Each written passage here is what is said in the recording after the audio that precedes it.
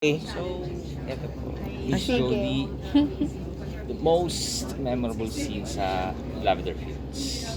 Alam mo, Jeff, napakarami. Hindi ko kasi sa totoo lang, hindi ako makapag-name ng isang memorable scene lang dahil sa dami-dami ng eksena na sinushoot namin per day. Para just to give you an idea, sometimes we would shoot about 28 to 30 scenes per day that we did for 4 to 5 months. So you can just imagine how many sequences those are. So ang dami talaga.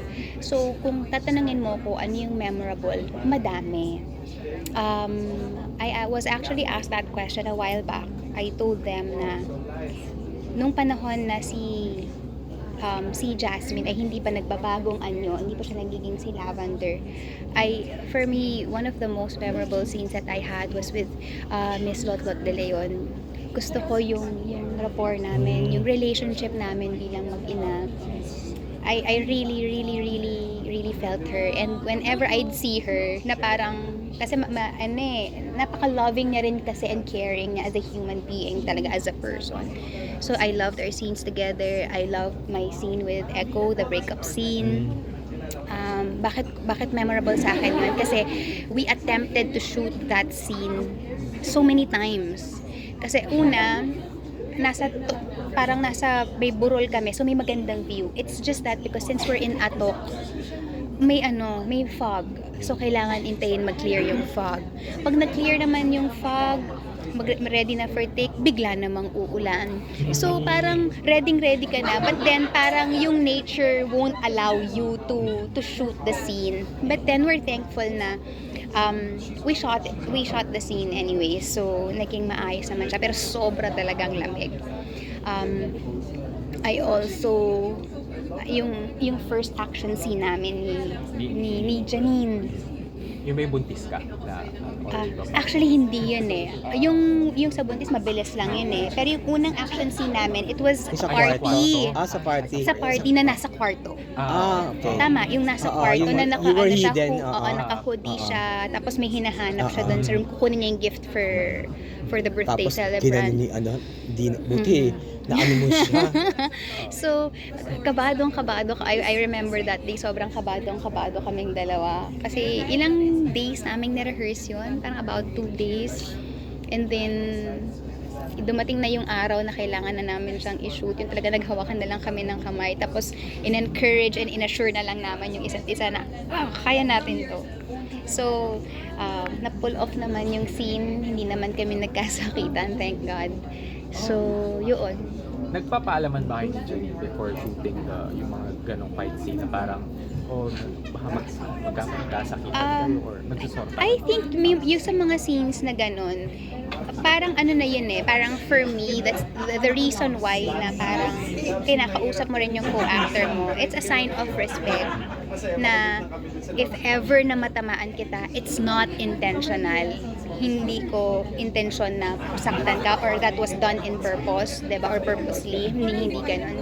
And after the scene naman is you check on your co-actor kung may masakit ba. Kasi sometimes because of your adrenaline, hindi mo naman napapansin kung talagang hindi ka nakapanakit or baka natamaan mo siya na hindi mo lang alam. So you kind of check on them also. Are you okay? Are you hurt? May natamaan ba ako sa'yo? Something like that.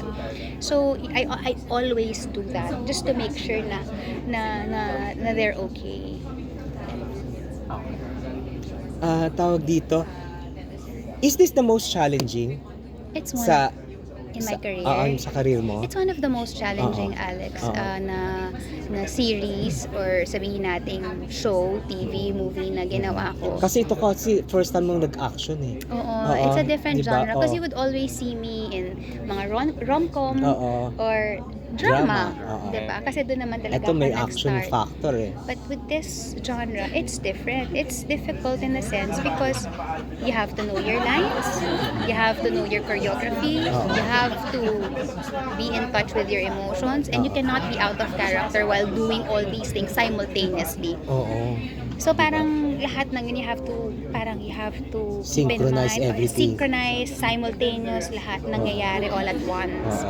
So I think that's what makes it challenging. That's why we really needed a day prior ng ng choreography, ng fight scene or ng rehearsal, so that pagdating namin sa set, ang iisipan na lang talaga namin is our lines and emotions. But then yung flow ng fight scene, kumbaga kahit papano, parang second skin na sa'yo. Kumbaga one less problem na itatakle mo.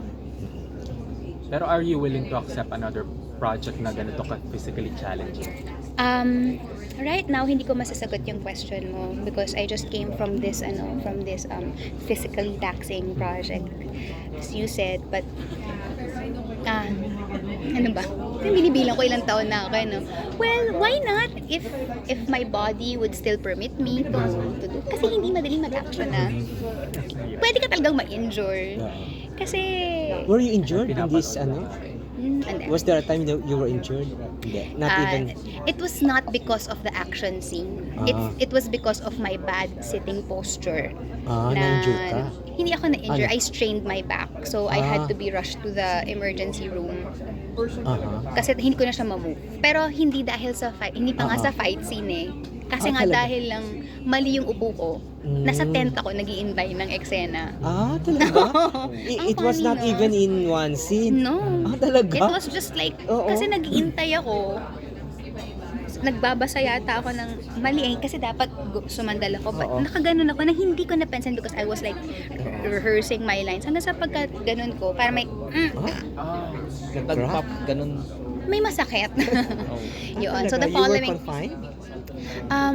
unfortunately, na-pack up yung taping namin the following taping day because I couldn't move. Pero how So they long? had to give me muscle relaxants and Oo. painkillers. So ilang araw ganyan. din? Ano lang yun, it was like a matter of like 2 days. But then in between, I had to do therapy. Kasi I have scoliosis to begin with. So kailangan lang talagang ingatan yung back. Oo. So ang ginawa ko, okay, para maiwasan na yung mga ganito at hindi ko hindi ako makaabala sa taping. Nagte-therapy ako in between pag wala akong taping. So I do strength and conditioning. I go to this doctor in West Avenue para everything, para lang maayos yung back ko and to strengthen it. Para kasi nag-spasm eh. Strangely, no? Yung sa action scenes, hindi siya na-disgrasya. Doon pa sa ano? Ang weird, no? Oo. Oo, Kung saan you were in your most hindi ako relaxed, natapit na hindi ako natapilok. Oo. Yung mga suntok na ganyan, walang sumakit sa akin. Oo. Tapos kung kailan lang talaga ako nakaupo, doon talaga yung masakit. Tapos hindi ko na siya ma-move. As in like sobrang limited na ganito lang. Yun na yun. Yeah. Di ba nakakatrabaho niyo rin yung mga bata, yung mga teens, ano? Anong masasabi mo sa performance nila? Most of the scenes na meron ako is with Jana. Kasi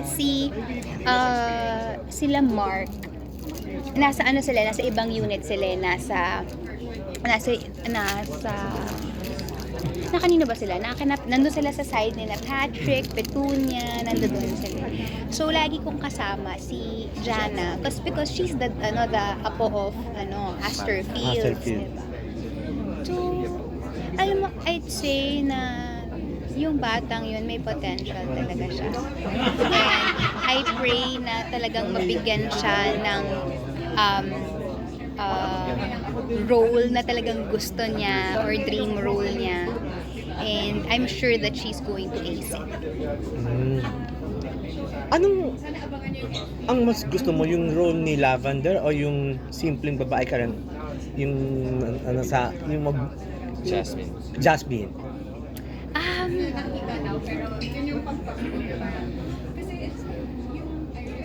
As an actor, si Jasmine kasi simple eh. Simple lang siya eh. What you see is what you get. Masayahing tao lang siya. May pangarap sa buhay. Naive. Yeah. Walang pretension. So, yun, si Jasmine. Kung may bubog man siya, siguro dahil sa iniwan sila ng tatay niya. Compared naman kay Lavender na ang dami kasing nangyayari kay Lavender eh. Si Lavender siya sa harap ng maraming tao, pero sa harap ng mga tao na she can actually be authentic and vulnerable. She has to be Jasmine, but then may bahid na rin siyang Lavender for like portraying or playing this role for so long. Ilang taon din siyang prepare ni Asterfield. So parang I feel na mas complicated si Lavender na i-play compared kay Jasmine. So, yun yung pagkakaiba nila. Kasi si Jasmine lang. But then when I was doing Lavender, I was also doing Jasmine at the same time. With na parang Jasmine 2.0. Kasi nawala ni pagiging naive niya. Yeah. Naging jaded siya sa lahat na na-experience niya sa life niya. So, kahit nagiging Jasmine siya, kailangan mo pa rin mapakita yung layer na yun. So, mas complex yung Lavender/Jasmine na role versus Jasmine lang. After this, may naka-line up na ba? After Nagagawin? this, magre-rest po muna tayo. Magre-rest ka Kasi muna. nagduro-diretso tayo Oo from kahit nung pandemic hindi tayo tumigil ng trabaho, 'di ba? Oo. 2020, 2021, 2022, dire-diretso, and I'm just really thankful to the Lord for his provision, for the work na ibinigay niya. And of course, ginawa niyang channel of blessing, syempre ang Dreamscape. Yes. But of course, kailangan din naman natin ng ng konting pahinga, 'di ba? Para kasi 'di ba parang all work tayo. So kailangan din natin ng mag-refill ng ating creative juices. So rest will mean travel? Rest will mean travel, rest will mean embarking on something new. Oo. Rest will mean going back to school. So that's rest for me. Hindi siya rest na walang ginagawang rest. But then it's doing something else The last time outside of you were abroad was India ba yun? Pinuntahan mo? India. Oo, India, di ba? Oo, I love it. Nakakaloki ng daga, di ba? Natakot ka ba? Ha? Natakot ka ba? Ayaw mo ba ng daga? Hindi, I can kick them out. I can just go. Di latiguhin ko sila, no? Abay lalaban ng daga sa'yo, di ba? Oo, tama Kaya lang, naman. naloka lang ako sa'yo, parang, Judy, what are you doing? Why are you, yung mga guys, daga na, Because their Ano ba yun their sa kanila? culture is so interesting. So I went to this area called Bikaner. Oo. So in Bikaner, there is a temple there called the Karni Mata Temple. So it is a rat temple. oo, Yung rat temple na yun, they feed. they feed, Oo, dadaga. they bring in milk, they actually eat with the Oo, rats. For the reason na because these rats are not only sacred to them, but these are seen as like the reincarnation of their ancestors. Kasi in Hinduism, di ba, they're parang big believers of reincarnation. Nabaliw ako So, doon. take care nila yan. So ako naman, because of, out of curiosity, I really wanted to see the temple for myself. So pumunta ako dun sa temple. Naloka nga ako, tapos pinost mo sa Instagram. Judy, my God, what are you doing? Mga daga, kumakain, pinipid. May gatas pa sila, dahil. Oo, ay. Sa atin, di ba, parang kulang na, kung sa atin, peste. But sa kanila, hindi. love nila yun. Kaya yung Kasi magandang sa travel, you learn from other people's super, culture. even you learn a different, ibang-iba yung religion nila sa atin, their culture, even in terms of, parang learning about the caste system, which was abolished na in 1947. But then, parang, okay, in terms of marriage, most of their marriages are fixed pala. And then, kailangan magka-caste kayo para matuloy ang kasalan. Kung hindi Wala. pwede. So, ang dami-dami. I mean, nabubuksan talaga yung utak mo. Bubuksan yung utak mo when you travel. And these are the things that you don't learn inside the classroom. Oo nga. So, kaya love ko mag-travel. And last na lang to.